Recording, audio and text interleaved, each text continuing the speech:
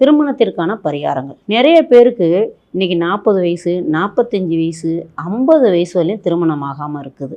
ஏன்னா அவங்களுக்கு திருமணம் ஆகாமல் இருக்கணும்னு ஒரு ஜாதகத்தில் இருக்கும். சில பேர்த்துக்கு எப்படி திருமணம் பண்ணுறதுனே தெரியாமல் காலம் ஃபுல்லாக பொண்ணு மாப்பிள்ளை தேடிட்டே இருக்கிறாங்க. இப்போ எப்படின்னா திருமணம் எடுத்துட்டா நம்ம பொதுவாக பார்க்குறது 7ஆம் பாகத்தை தான் பார்ப்போம்.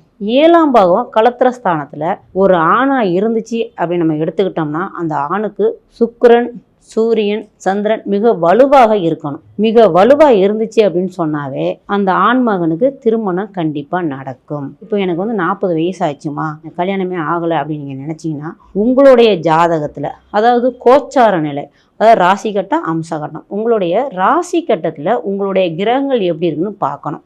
சில பேருக்கு திருமணம் ரெண்டாவது மனைவி அமைக்கலான்னு இருக்கும். சில பேருக்கு ஊனமுற்ற ஒரு பொண்ணை அமைக்கலான்னு இருக்கும். சில பேருக்கு கருப்பான பொண்ணை அமையணும்னு இருக்கும். சில பேருக்கு படிக்காத பொண்ணு அமையணும்னு இருக்கும். ஆனால் நம்ம எல்லாம் என்ன தெரியுங்களா பண்ணுவோம், என்னுடைய தகுதி அந்தஸ்துக்கு தகுந்த மாதிரி பொண்ணு மாப்பிள்ளை நம்ம தேடி தேடி பார்த்து சில பேர் 40 வயசு 45 வயசு 50 வயசு வரலையுமே ஆணாக இருந்தாலும் பெண்ணாக இருந்தாலும் இன்னைக்கு திருமணம் ஆகாமல் இருக்கிறாங்க. அதுக்கு நம்ம என்ன மெயினாக பார்க்கணும்னா, நம்ம களத்திர ஸ்தானத்தில் எந்த கிரகங்கள் இருக்குது, உனக்கு நல்ல கிரகங்கள் இருக்கா இல்லை பாவ கிரகங்கள் இருக்கா அப்படின்னு நம்ம பார்த்துட்டு என்ன பண்ணோம், அந்தந்த கிரகத்துக்கு தகுந்த மாதிரி ஒவ்வொரு கோயிலுக்கு போய் நம்ம பரிகாரம் பண்ணிட்டு வந்தோம். இப்போ சுக்கிர நீசமா குச்சனூர் போயிட்டு வரலாம், இல்லை ஸ்ரீரங்க ரெங்கநாதர் கோயிலுக்கு போய் ஒரு விளக்கு போட்டு வரலாம், இல்லை பக்கத்தில் இருக்க கொடிமுடிக்கு போய் விளக்கு போட்டு வரலாம்.